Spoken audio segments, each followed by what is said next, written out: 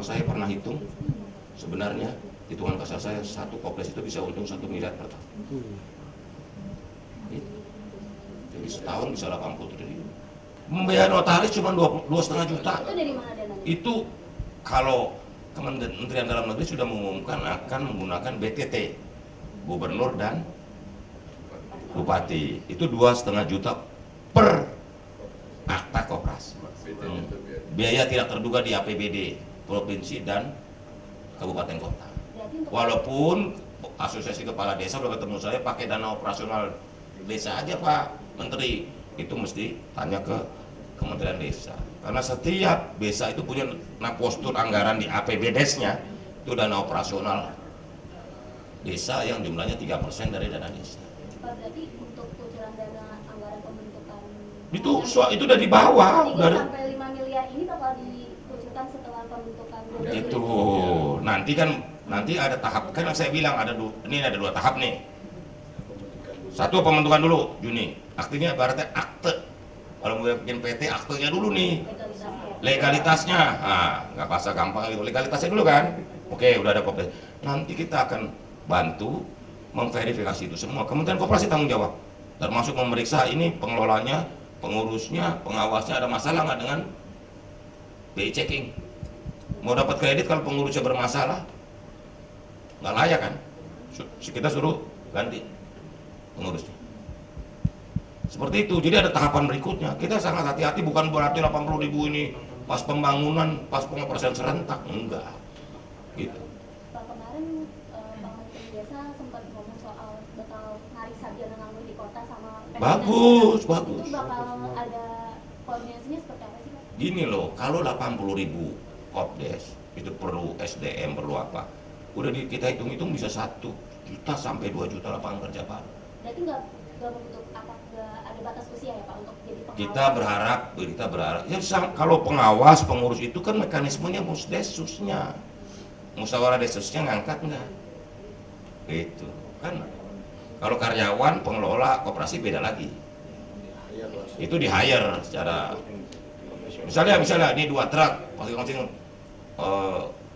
kopdes 80.000 kali 2 160, paling enggak kan perlu 160.000 supir truk yang bisa nyupir. Kalau bisa doa ya doa aja, iya kan? Bener dong, maksud supir kan harus bisa nyupir, punya SIM apa B1 umum gitu. Paling tidak untuk pengemudi truk aja sudah bisa nambah 160.000 lapangan pekerjaan. Itu baru dari supir gitu. Ya kan, walau motornya belum. Jadi kita udah menghitung bisa 1 sampai 2 juta lapangan kerja baru di desa. Gitu. Ya, syukur-syukur ada supir truk perempuan gitu. Kayak nggak jadi nambah minta anggaran. Apanya? Nggak minta anggaran, nggak tambah minta anggaran. Siapa? Kemenkominfo. Bukan nggak pernah minta anggaran, pasti perlu konsekuensi. Kan untuk memperkuat ini kan kita perlu dukungan anggaran. Mau ngelatih orang nggak perlu biaya ke lapangan, iya kan? Jadi pasti. Jadi benar jadi nanti minta tambahan anggaran Pak. Kita sedang merumuskan secara baik-baik ya. Udah ngobrol sama Bu Ani Pak? Oh belum. Tapi kita kan nggak gini. Setiap tugas itu kan mengandung konsekuensi. Kita sedang diskusikan secara intensif di Kementerian Koperasi supaya tepat sasaran, efektif dan efisien. Gitu. Tapi Pak, kemungkinan kalau misalnya ini kan Bapak tadi bilang lagi pembahasan, tapi kemungkinan akan ada mengajukan itu ke Bu Ani dalam waktu dekat atau seperti apa Pak? Kita sedang merumuskan ini semua, ya, belum waktu, sabar. Tapi ada rencana ya? Kelihatannya menurut kamu tugas begini berat perlu anggaran tambahan nggak sih? Iya Pak, kan efisiensi. Iya kan? Efisiensinya nggak sampai. Jadi gini, itu konsekuensi dari penambahan tugas ini. Pasti kita memerlukan tenaga tambahan, tapi nanti jumlah apa itu nanti dirumuskan, lagi kita diskusikan. Berarti emang udah nambah atau? Rumuskan kan berarti jumlah anggaran yang dibutuhkan untuk penambahan ya Pak? Iya. Rencananya tetap ada, tapi jumlah anggarannya berapa itu yang Pokoknya kita sedang menghitung. Oh. kira-kira? Nggak tahu. Kalkulator saya lagi rusak. Tunggu aja, tunggu. Nggak, soal anggaran nanti. Karena ini bukan apa-apa. Saya nggak mau seolah-olah pekerjaan ini membuat Kementerian Koperasi. Tapi kan kalian nggak sendiri kan. Ini tugasnya 7.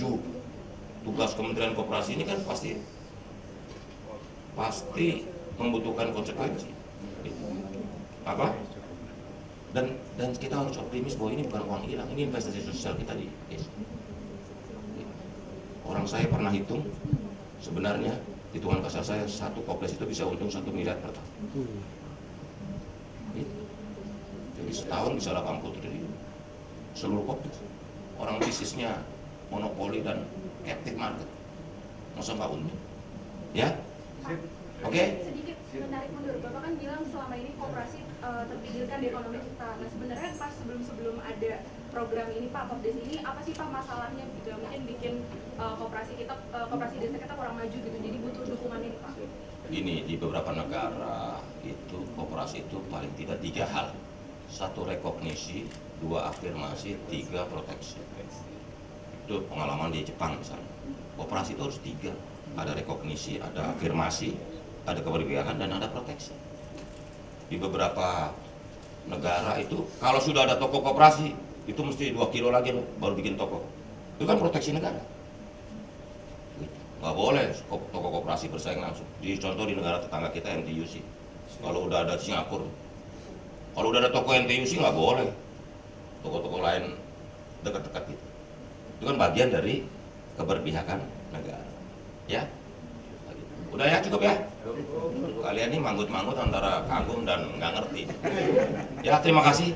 Tolong dibantuin juga kalau memang ada hal-hal yang bisa diinformasikan aja. Kan begini loh, kita kan juga sama-sama jaga kredibilitas program ini, kredibilitas dari program Kopdes Merah Putih.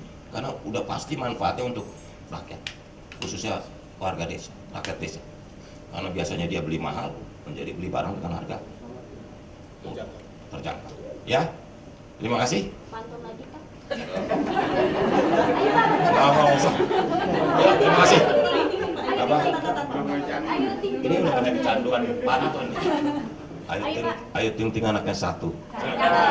Kopdes harus bersatu. Terima kasih Pak. Ayo ting.